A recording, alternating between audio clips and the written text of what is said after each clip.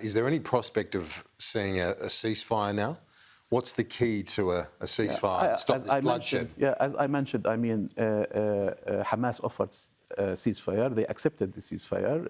Egyptians also has an initiative. There is an open session in Security Council to stop the hostilities, but Mr. Netanyahu insisted that he will continue this operation until it's achieved its objectives, which is not declared objectives. We don't know, I mean, what he's going to do, actually. If he wants to kill more children and bombarding more media offices, towers, and also, I mean, bombarding the roads. So exactly, we don't know exactly what are his objectives. And unfortunately, the Americans also tried to talk to Netanyahu to stop this operation, but they also prevented any resolution in Security Council to solve this problem. Do the Palestinian authorities in the West Bank support the Hamas military action? I mean, we are unity now, all against, I mean, Israeli provocation in Jerusalem and assault in Gaza. So now Palestinians inside Israel, Palestinians in West Bank and East Jerusalem, and Palestinians in Gaza are one. And we are all against this aggression and assault of Palestinians in all these areas.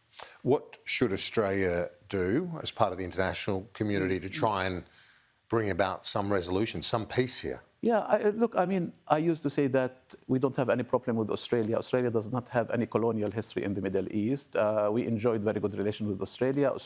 Australia provided good assistance to Palestinian people, and we have a representative office in Ramallah, which we maintain a good diplomatic relation with Australia.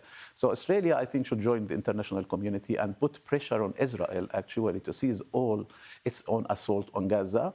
Australia should recognize immediately the state of Palestine, and Australia should also put pressure on Israel to accept international protection of the Palestinian people. So, and look, I mean, it's not my own views, but the Human Rights Watch reports, Amnesty reports, that Israel now is an apartheid system. And I think Australia should have more actions to respect international law and to associate with the human rights law, and not to object the Palestinian appeal to ICC, because this is the only way for us to bring Israel to be accountable. And let me also say something important. The root cause of the problem is the Israeli occupation. We need to end the Israeli occupation, and Israel should recognize the self-determination for Palestinian people in statehood. But Israel has we have only two options. Either we have the model of Algeria, France as an example, which is resulted, or the result was two independent states, which we claim, which we are advocate for two-state solution, Palestine and Israel lives peacefully together, or the South Africa model, which is one democratic state. Unfortunately, the right wing, far right wing in Israel rejected the two solutions, one state and two-state solution. We are left now with apartheid system, according to many human rights organizations, and Palestinians will not accept and fight against the apartheid system. Izzat Abdulhadi, Ambassador of the State of Palestine, thank you. Appreciate your time. Thank you very much for hosting me. All the best to your people, a very difficult time.